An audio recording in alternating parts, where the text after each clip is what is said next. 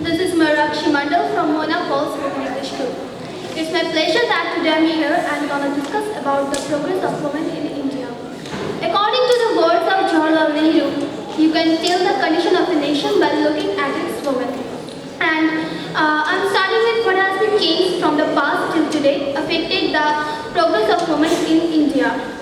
In the ancient era, there were many scholar ladies like Abada, Ghosha, Gargi, Moituri and others.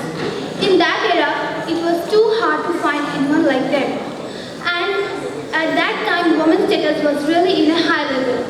But as the time passed, the women's status began to get lower. And in the medieval time, almost all women were spending their whole life serving their husbands, children and families.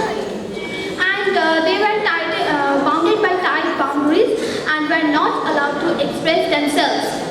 At that time, girls were only cursed for their family. But women have fought against these cruel systems and yet they are fighting against this.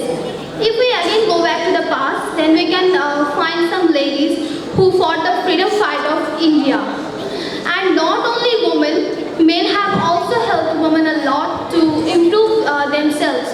Like in the British period, some great personalities like Raja Ram Mohan Roy or Ishwar Chandra Vidyasagar had taken various initiatives to make education available for every Indian woman.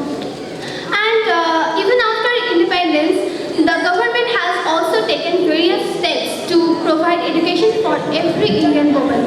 As a result, women literacy rate has grown day by day.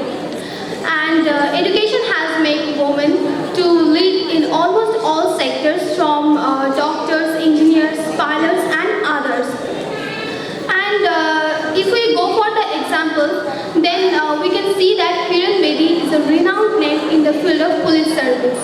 In the field of sports and games, Saina Nehwal, Sania Mirza and Mary Kom has won many trophies.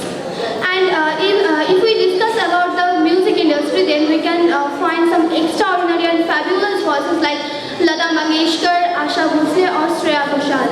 Even in the field of acting, we can find actresses like Shabana Azmi and Smita Patel. Not only in these sectors, but nowadays women are recruited as BSF or Prime Ministers also. So this incident proves that women have achieved a lot, but yet they have to achieve a long way. And men also have to support women that they can get the confidence and can improve themselves and can express themselves in front of the whole world. So that's all I wanted to say about the progress of women in India.